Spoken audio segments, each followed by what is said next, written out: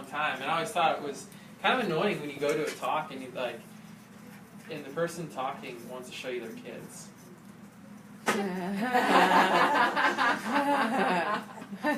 Not annoying, but I was like, and then I have one. Now you get it.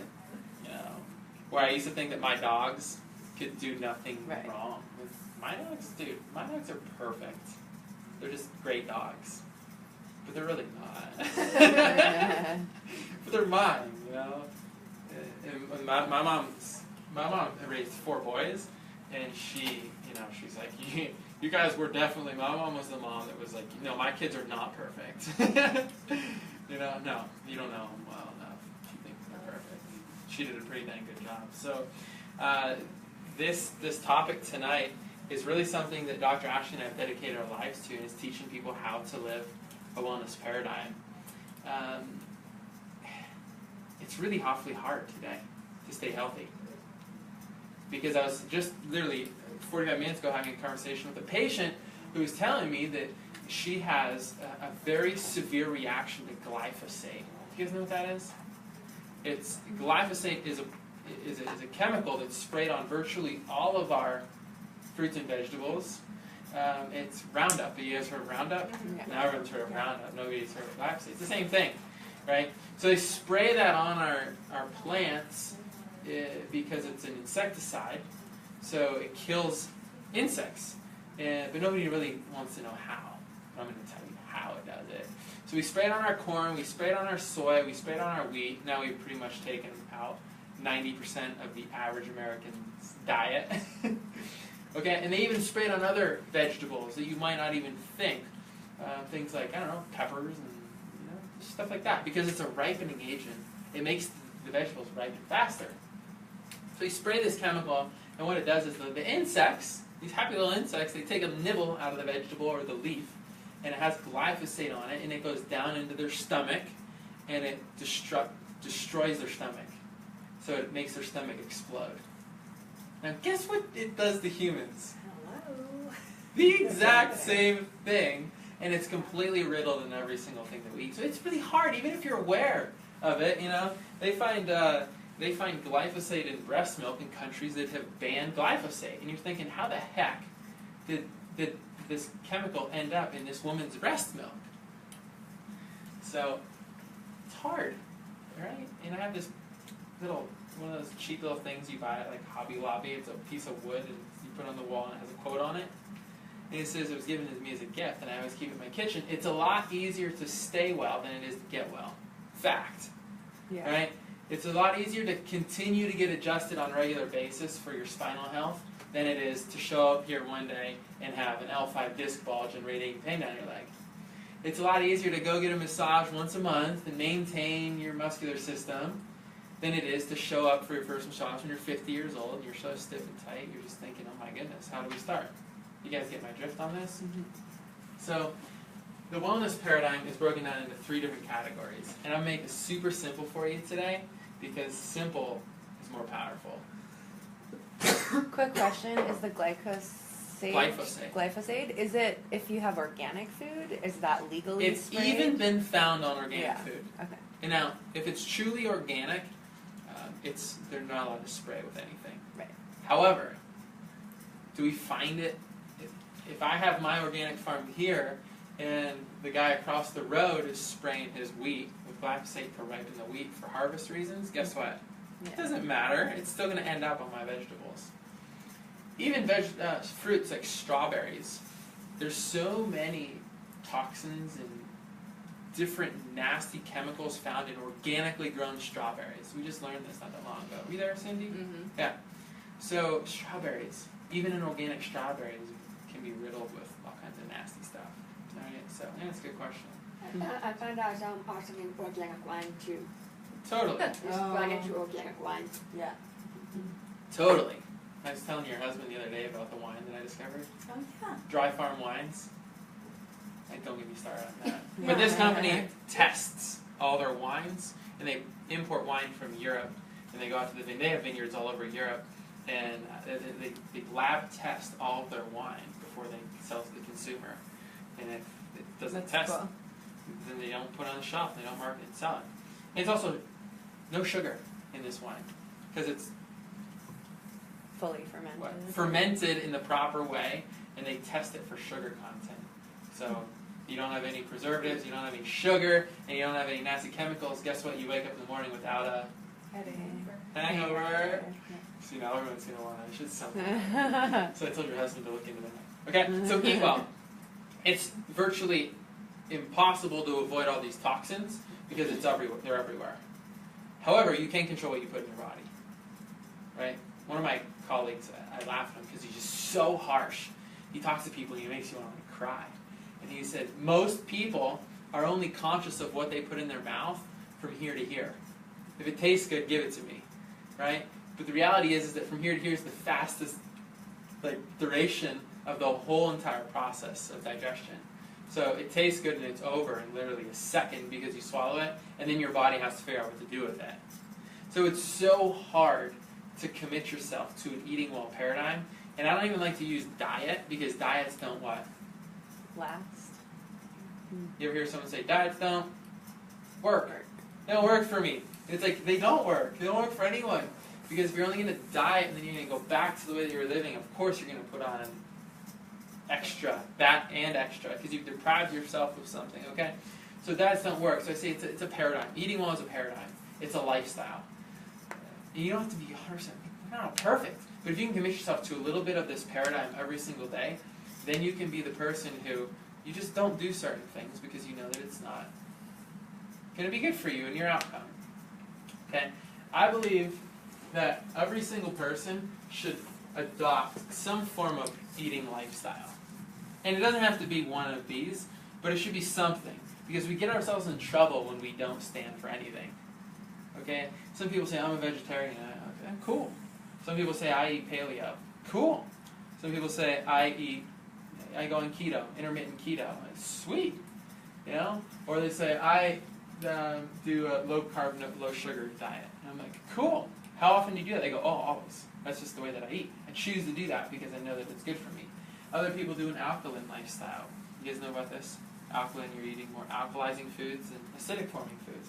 And every time I meet someone who tells me all these things, sometimes I meet someone that says they're trying it, but most of the time, if you see, someone that you're drawn to, you want to ask questions like, oh my gosh, what do you do to stay healthy? Trust me, sit down, because they're going to tell you. They're going to go, oh, I'm paleo. I've been paleo for 5 years. Or, oh, I eat alkaline. Or I do this, or I do that. And it's a lifestyle. So those are where you're going to get your best bang for your investment. So I just tell people, adopt a paradigm, an healthy eating paradigm, and stick to it for a period of time. And then if you get bored with it and you're not happy with results, then change and go to a different one. All right, but the key is that if you don't stand for something with your diet, you're going to get consumed by everything else out there in the environment. You guys get that? Mm-hmm. And it's really that simple. And some of these are more challenging than others. But I'll tell you, I just started adopting this keto lifestyle. And I've been eating keto for a month now. I haven't had a speck of sugar in a month. Okay, it's completely changed my life. I've heard about this for years. I have a lot of patients that do paleo. And I mean, these people stick to it. And the key is that, I didn't put this on here, but you can intermittent mix these up and combine them. Okay, so if you're living a certain lifestyle or diet, surely once you get into the groove of it, you can have yourself a cheat day. I mean, let's be honest. Nobody's perfect, right? I have Thanksgiving dinner too. I'm not perfect, right? But if you're living one of these lifestyles and then you throw in a feast day, guess what's going to happen? You're going to roll right over it, and it's going to be fine. You might get to Thanksgiving dinner and decide you don't want to have stuffing that Thanksgiving, okay?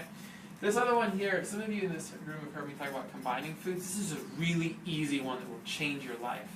And what it is you don't eat an alkaline and an acid-forming food at the same time.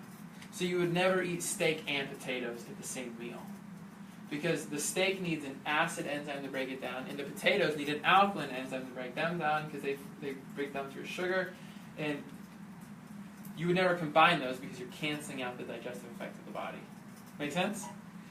Has anyone ever gone out for a big meal and just felt like just terrible?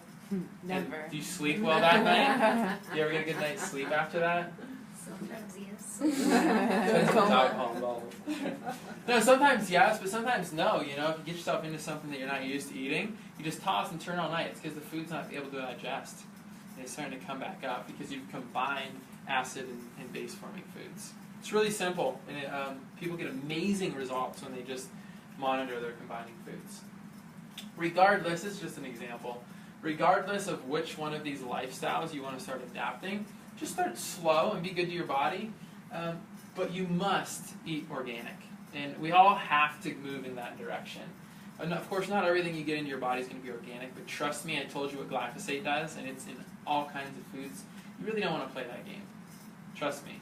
I think that the United States is so far behind the curve because of corporate greed. One day, mark my word, one day in the near future now, we're going to look back and we're going to go, man, did we screw up, right? Most countries in Europe and around the world have banned the use of genetically modified foods. GMOs, they banned them. India banned them, right? A lot of countries in Europe banned them. And why are we saying that, they're safe, we'll eat them all? We can't even export some of our foods to different countries because they don't want them. China doesn't want our beef any longer. I don't know if you saw this headline then. They don't want our beef because our beef is tainted. Go figure. Guess what? We want it. No, we don't want it either. If you really know about it. So eat well. Eat well is the first paradigm. And if you just adopt one of those things, you're going to love yourself. And you're going to feel like a rock star in no time. Number 2, think well. Do you guys know that 90% of your thoughts today were the same thoughts you had yesterday? Isn't that wild? And you're thinking, how do I ever break my habits? If 90% of what I thought about today was the same thing I thought about yesterday, well, that's the same reason why we, some people go to work and they never really, they say 30 to 50% of the work week is used productively. Just because we're stuck in these cycles, right? These cycles, and we're not thinking well because we're not being creative and we're not stimulating new pathways. So the old pathways form. This morning we were talking about this as we were getting ready to start our day, and Cindy said, yeah, did you know, or I don't know if you said, did you know, or is it, I learned, or whatever you said, Cindy, you said, people who have negative thoughts and are negative people, they just become more negative over time. Because, and she said, their neural pathways fire more frequently, and then they just always have negative, toxic thoughts. And I said, yes, I do know that. Right? Some of you in this room know people like that. You have to work with them every day. Right? Negative, negative, negative. And when you start to adopt different paradigms, like eating well, and change the way that you're thinking, it doesn't become, it's not only possible that you can have insane outcomes for your life, but it becomes really probable. Like if you line up your ducks in a row and point them north, it's likely that they're going to go north. Right? But if you just put them all and scatter them around, it's likely that they're all going to kind of flutter around and go different directions. Right? So it's really probable and likely that if you incorporate some of these things, that, man, you can have some massive changes fast. So thoughts are now known to be vibrations in the body. They have frequencies and they have tone to them. So every thought that you think, one tiny synapse in your brain lights off like a firecracker, and it connects to a bunch of other synapses, and then they light off like a firecracker. You can watch this on Discovery Channel or on the internet. So one spark turns into an explosion, and that's the synapse of a thought, or a feeling, an emotion, or an expression that you have. That's how every single thing, a blink of the eye, starts like that, an explosion.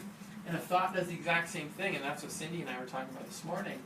It's a vibrational frequency that rivulets and travels through your body, right? And it is possible, 100% possible, to change your health, to heal from disease, to inspire people around you by changing your thought process without even ever communicating with someone.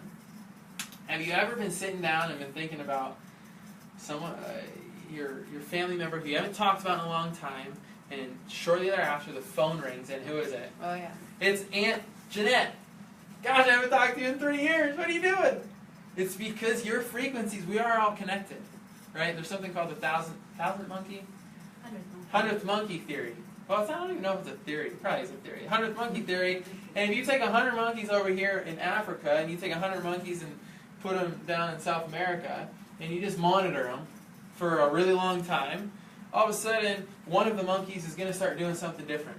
Like taking a twig and sticking it down a hole to get an ant out of a hole. And then the next monkey's going to go, stick a twig down a hole, get an ant. And then the next one, and the next one, the next one. And by the time the 100th monkey does it, the monkeys on the other continent start doing it too. What? It's insane.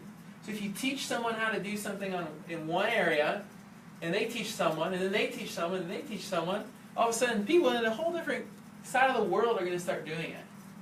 And that's how someone steals your good idea. Because you told too many people. It's true. I'm not even joking. You had a good idea, and you're like, dang, I just watched Shark Tank, and that person just, that was my idea, and now they're making millions of dollars. So my friend Jeffrey told me, don't ever tell your best ideas to anyone, not even your spouse. Just do it. I stopped telling her my ideas a long time ago. I'm just joking.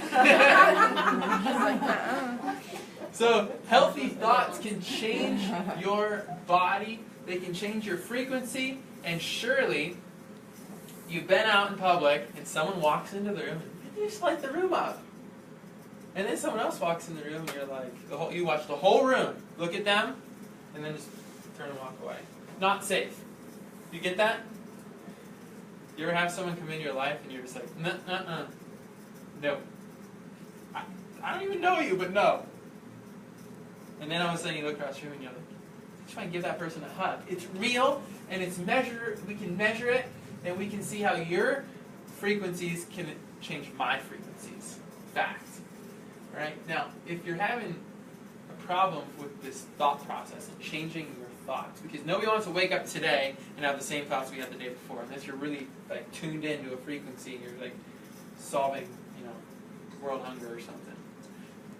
If every single day you give yourself the opportunity to create a new thought, and you do this every single day, you can then wake up every morning and you can have good, happy thoughts. Even if you're really suffering from a very nasty chronic disease or a breakup or whatever else is going on in your life. You can rewire your brain by creating those new synapses that Cindy and I were talking about.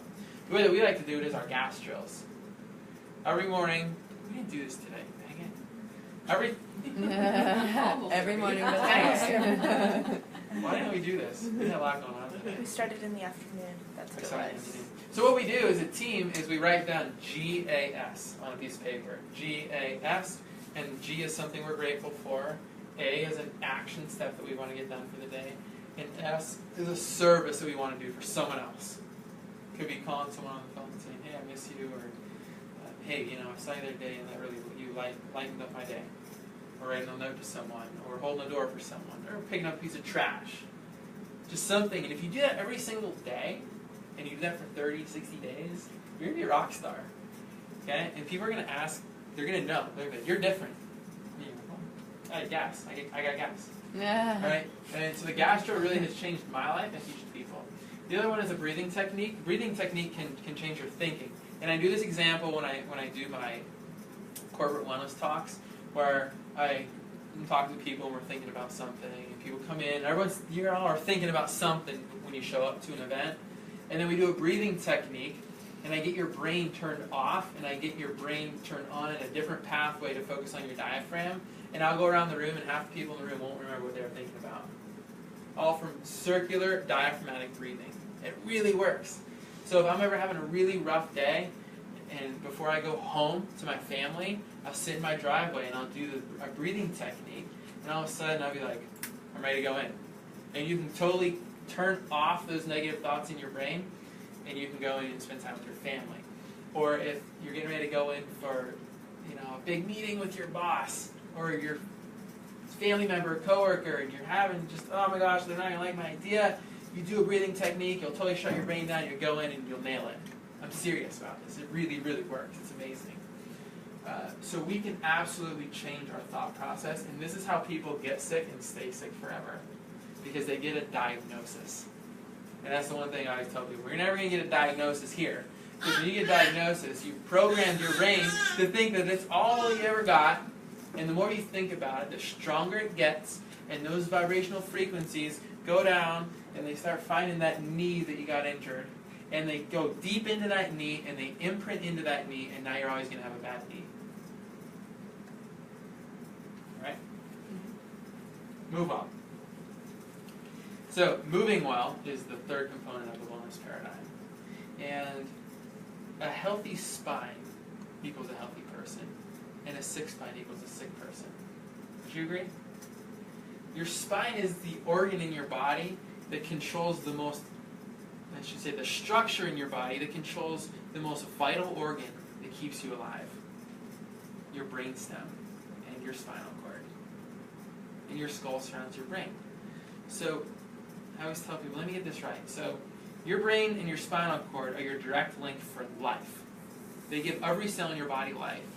And your spine surrounds that. And if I look at the way that you live and walk and the way that you eat and the traumas that you've had, you're going to tell me that you don't think it's a good idea to protect that?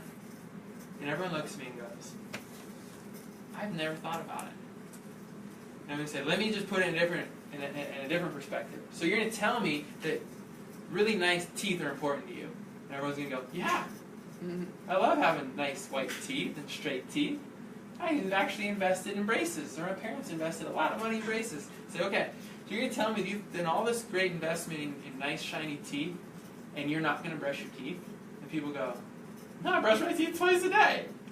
I even meet people that do 3 times a day, and floss, and do all this crazy stuff with their teeth, and I agree, I do it too.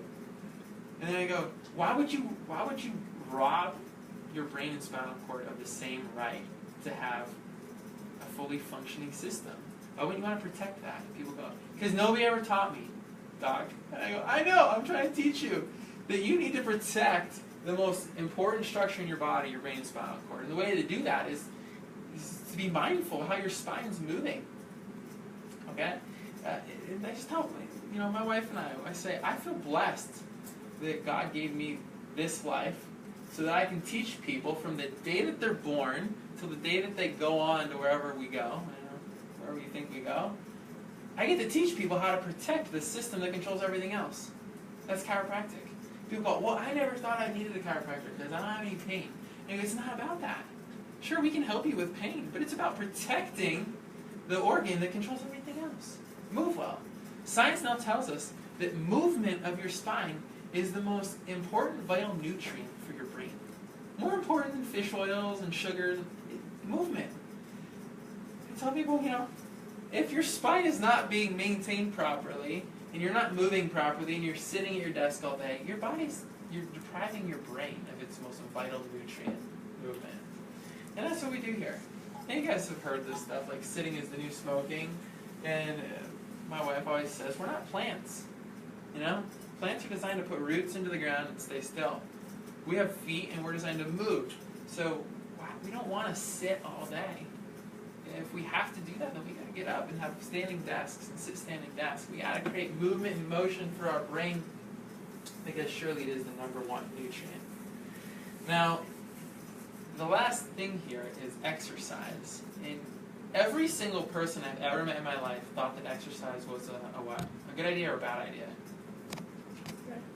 I've never met someone that told me that exercise is a bad idea. No doctor, no person in the community, no patient. Everyone knows exercise is good. But how many people exercise? Of course we do, right? Because we're healthy. We're part of a wellness clinic. We all exercise. Now leave this room and go to the grocery store and interview everyone and ask them truthfully, honestly, tell me, do you exercise? I don't know. What percentage of the population do you think exercises? Just take a wild guess. Well, in Bend? I don't know. We're no different. We're no different here. I would guess maybe like 60 to 70%. What do you think? I was going to say like 30. Oh, Yeah, no. I was going to say 30. What do you think? I wish they get 15, 20%. Oh, wow. We think that we live in the healthiest place on earth, don't you? Yeah. I do too. Yeah. I love living here because it's really not that much different. I mean, yeah, we do a lot of different crazy cool stuff because we have all these great outdoor activities, but it's really not that much different. We're really not. We just hang out with healthy people. Right. Healthy people hang out with Walmart healthy people. enough. Yeah. True? Yeah. True. That's why we're hanging out, because we're all getting healthy and staying healthy. So a very small percentage of the population actually exercises. Now, also, when I ask people, I say, okay, how many times a week should you exercise, and for how long? What do most people say? 5 days, 30 minutes. Okay, what do you... Yeah, 3 to 5 days. People who don't exercise know that. 3 to 5 days, 30 minutes. People who've never exercised before go, yeah, I heard I should be getting half an hour a day. And I would be like, yeah, I agree. So you're telling me that you know that exercise is important for you, and you know that eating healthy is important for you, and you know that thinking healthy is important for you, and you don't do it, and people go, sadly, yes. Sadly, yes. And it is sad, but it is hard. It's not just, gosh, we take our health for granted until we don't have it. And then all of a sudden it becomes a crisis. And we'll pay any amount of money to get healthy when we lose our health. And I know that because I've been working with patients long enough to have really millionaires come to me and say, look, I don't care what it costs. I've had to quit my job. I need to get healthy. Any expense, help me. And I say, hang on, because it's going to be a process. It's going to be a lifestyle change. It's going to be a wellness paradigm that we have to adopt. And I go, if you can commit to that, it doesn't matter how much money you have because you're going to do most of the work on your own. You know where I'm coming from with that? So moving well is so critical. And I teach people my corporate wellness talks. I say, everyone knows that we should exercise. And everyone knows we 3 to 5 times a week for 30 minutes a day. And I say, great, so we know that. And I say, well, why don't you exercise? And they go, I don't know, I hurt, I'm tired, I'm fatigued, I don't have time, I don't have energy. I've heard everything, and they're all the same. And I say, what if I told you that you could do something that would not only inspire your life and change your life, but inspire and change someone else's life while you're exercising? And they go, okay, well what? And there's 2 different types of exercise. There's aerobic and anaerobic. And aerobic exercise is when you run and you crush it because you need to get more oxygen in your body. Because the demand for oxygen is low, the demand is high and the supply is low, so you're breathing heavy and you can't talk. And that's a good form of exercise, but that's not a form of exercise that I can convince tired, exhausted, and fatigued people to do. Right? Mm-hmm. So there's another form of exercise called anaerobic, and this is where your body, the demand for oxygen is low and the supply is high. So I can still have a conversation while I'm moving. And this is actually a better type of exercise for fat burning. So if I'm going to go for a sprint, I'd be really good if I took some sugar beforehand. But I can only last for a short period of time before I burn out. But if I do aerobic exercise, I don't need a lot of sugar reserves. My body will slowly start tapping into fat reserves. It's true. So you can exercise for 30 minutes a day doing anaerobic exercise and realistically get the same benefit as your friend who's going for a dead sprint treadmill burnout for 45 minutes. You can get the same value if you do it right. And while you're doing that, because you can still talk, guess who you can call? Your mom? Your mom! Or your brother! Or your grandma who you haven't talked to in 3 years. And you can just say, hey, I'm exercising and I'm getting healthy and I'm actually feeling pretty good. And I miss you and I wanted to let you know that I miss you. I'm thinking about you. And if you do that every single day, and this group already exercises, but you can share this with people. If you do that every single day for 20 or 30 minutes, and you told someone, just get on a treadmill and just start going like this. I could have done this whole talk at this pace. I could have called one person every single day that week, or 3 times that week, and I could have a new thought process every day, because I'm talking to someone new, and I'm staying connected with people, and I change their life while I'm changing my own. And I've never met someone who can't get on a treadmill and do this for start 5 minutes. See where I'm going with this? Now the key to this whole process is the adjustment can disrupt the thought patterns in the brain. And I know most people don't know that because my wife and I are obsessed with studying literature and science. So much so that when we meet someone who's having a really rough day, or is having really negative thoughts and it's disrupting their life, we can do something called a pattern interruption. And it's no different than you going out and exercising. Because if you're having a bad day, we never talked about this yet, it's been a day, I'm going to the gym next. Because how are you going to feel after you go to the gym? So good. So good, you're going to get your drug. And it's a pattern interrupt. It changes your thought process. So does the breathing, and so does the adjustment. Because when we deliver a specific adjustment to the spine and put motion back into an area that's not moving well, it sends a rivulet of frequency up to the brain, and it can turn off those negative synapses and reprogram positive synapses in the brain to rewire how your body's expressing itself. Fact, we know this by science now. It's one of the benefits of chiropractic that probably nobody knows unless they've come to one of my classes. So this process is a paradigm. It's not a quick fix. But I do think that I gave you some really simple, easy steps. So for the eating one, adopt some type of wellness lifestyle paradigm for how you're going to eat. Just be mindful. Pick one that might work for you and just test drive it. And if it doesn't work, go back to this one because this one's the easiest one. Combining foods, I can give you charts on that. It's super simple and it'll change your life. Thinking well, remember 90% of your thoughts are the same today as yesterday. I told you a lot of different ways we can change our thoughts. And move. Every single day, move. Walk to work. Just move. Or do some short, little, simple exercises. I know that these really basic, fundamental things can surely take you to the higher level of health. I'm positive. I know it. And one of my great mentors, he said that information without implementation leads to depression. You ever been to hear a lecture or hear someone talk and you're like, well, now my life's ruined because they just scared the you-know-what out of me. And you go, well, no. Little tiny, easy, bite-sized pieces. Any one of you can wake up tomorrow morning and decide you're going to do the gas drill. Take it 5 seconds. Okay? Thanks for being here.